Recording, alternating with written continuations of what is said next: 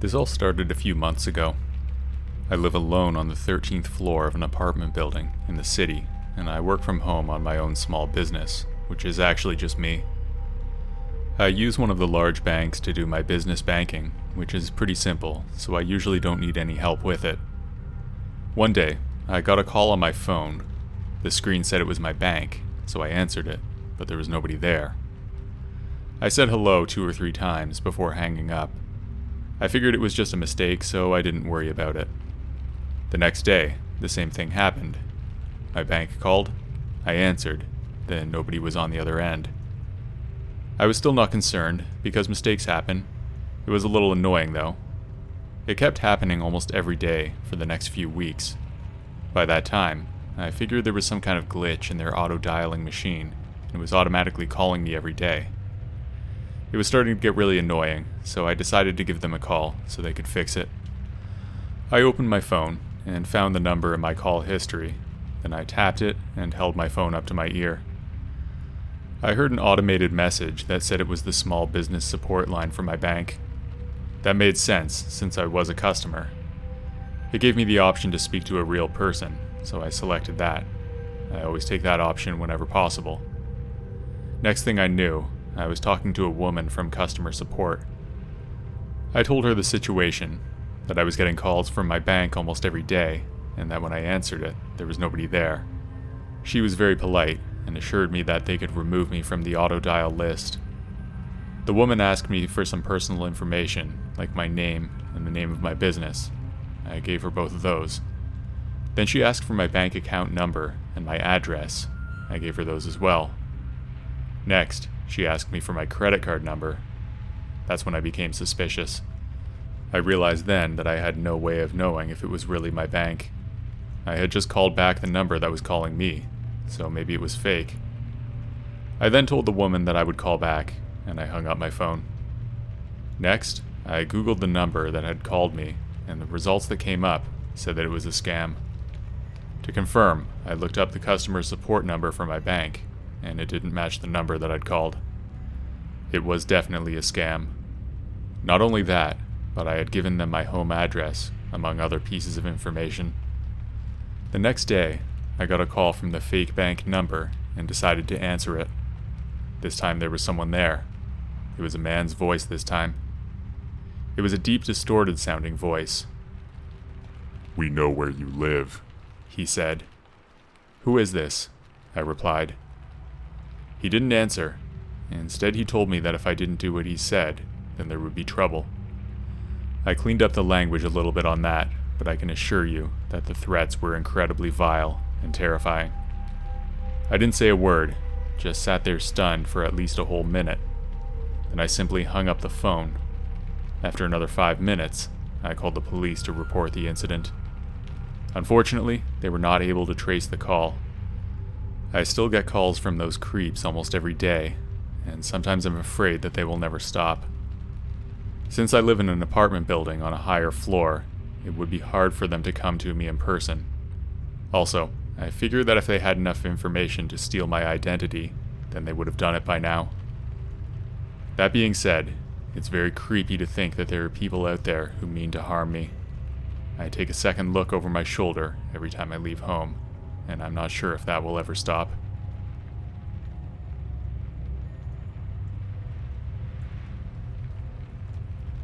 In the summer of 2005, my oldest brother got a phone call from our uncle who lives in another country.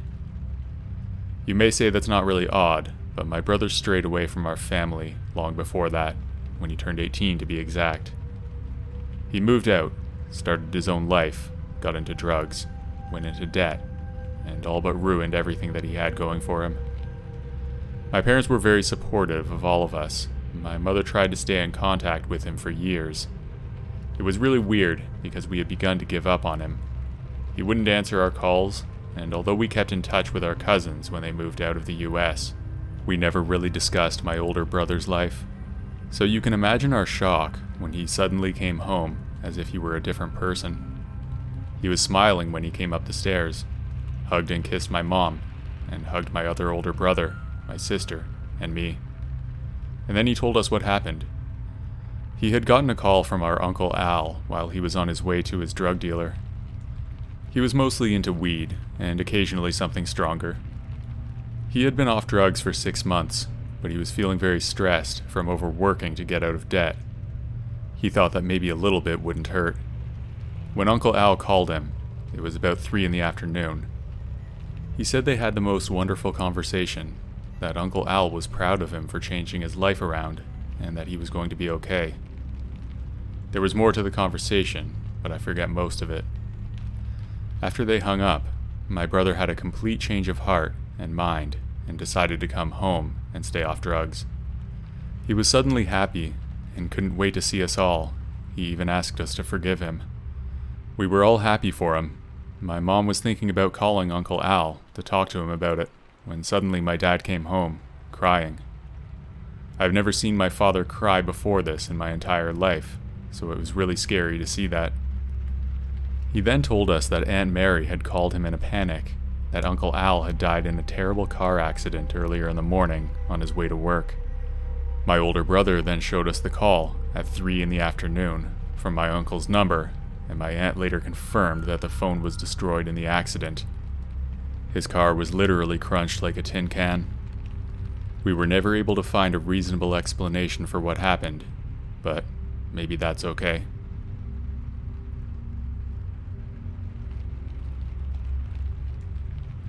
I used to work in a large shopping mall at one of those pop-up stores that sells mobile phones and plans. It was a large rectangle made of display cases for the various phones that we sold, and it was right in the middle of the busiest section of the mall. Standing there, I was surrounded by hundreds of people on all sides. Most of them hardly noticed me, I'm sure, but I did feel kind of exposed when I was working there. It was kind of like I was working in the middle of a sold-out arena, except nobody was paying attention. I was a shift manager for the store, and I had one coworker with me at the time. His name was Andrew, and he was new, but we got along well. It was about 4:30 p.m. on a Sunday, and I'd been working since 9, so I was getting tired. The store was only open until 5 though, so I was starting to see the light at the end of the tunnel. Suddenly the phone rang. There was a store phone there, but we hardly ever used it because the place relied mostly on passers-by for business. I'd say that we would get less than 1 call per hour on a typical day, sometimes much less. I answered the phone and lifted it to my ear. I spoke our standard greeting into the phone, then waited for a response, but there was nothing. I was ready to hang up when I heard faint breathing coming from the phone. "Hello? Is someone there?" I said quietly. That's when I heard a sound like someone clearing their throat, and maybe some light coughing. There was a man's voice coming in after that. He started by asking me some pretty standard questions, like what time we closed. I was ready to hang up the phone after I answered, but he stopped me with another series of questions. He started asking me some really personal questions, like where I went to school and if I had a boyfriend. I had actually graduated already, but even still, I didn't want to give him anything. This guy was coming off as a serious creep, and I didn't want to answer any of his questions. I politely told him that I didn't give out personal information, but before I could finish, he interrupted me. "You look pretty today," he mumbled. I was stunned. Was this guy watching me? I looked around at the hundreds of people who surrounded me at all angles. The store was on the bottom floor, and there were 2 levels above me, all filled with people walking around. He could have been anywhere, and it was really creepy to know that he could see me, but I couldn't see him. I know I should have just hung up the phone at that point, but I didn't. I was too angry. I really lost my temper, and I yelled some things into the phone that I will not repeat. All I heard in response was laughter. This guy was toying with me, and I gave him just what he wanted. I finally hung up the phone at that point. By then, it was pretty much 5 p.m., so Andrew and I closed the place, then we waited for the clock to strike 5. I was really nervous to leave, since I didn't know if that guy on the phone was still watching me, so I asked Andrew to walk with me to my car. There was no employee parking at the mall, so I parked in the main lot where everyone could go. Andrew and I left the mall and started walking to my car. The place was almost cleared out, and there were only a few cars in the area. I looked around cautiously as we made our way across the asphalt. There was nobody around, and because of that, my nerves were settling. We were about 100 feet from my car when I turned to Andrew and said, "I think it's fine. You can take off. Thanks." Andrew nodded and said goodbye. Then he turned around and walked back because his car was in the other direction. When I reached my car, I got in and I locked all the doors. As soon as I put my keys into the ignition, I heard a pounding on my window. Startled by the noise, I looked up. There was a middle-aged man knocking his fist against my glass. He smiled and waved at me when I noticed him. Then he signaled for me to open the door. Then he said, "I think you dropped something." I quickly looked through my purse and nothing was missing. That was when I'd had enough. So I put my car into reverse and backed out of the parking spot, then drove out of there, not looking back. When I got home, I did a more thorough search through my things, and there was nothing missing. That guy was trying to trick me into opening my door. I have no idea to prove if he was the guy on the phone, but I think he was. That guy was watching me while I was working, then he followed me to my car. I'm thankful every day that he was too slow to catch me before I got in and locked the doors. Who knows what he would have done otherwise.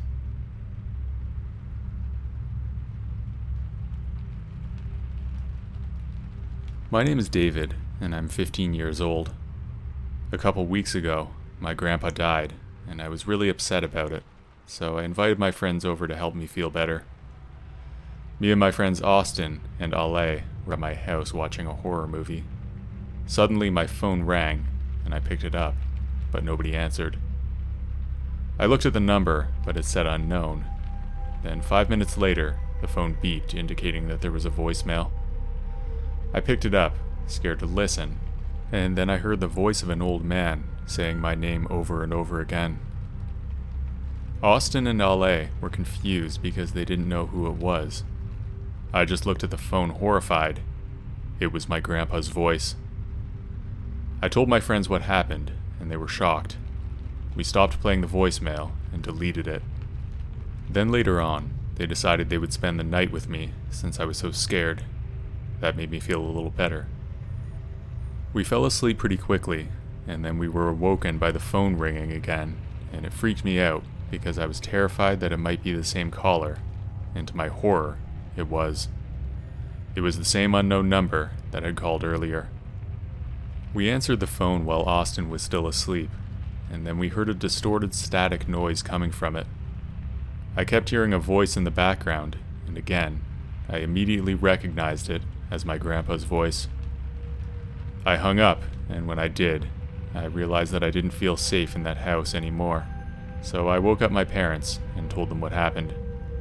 Right when we did that, we heard a shuffling in the closet, and we heard a sound of an old man whimpering or crying.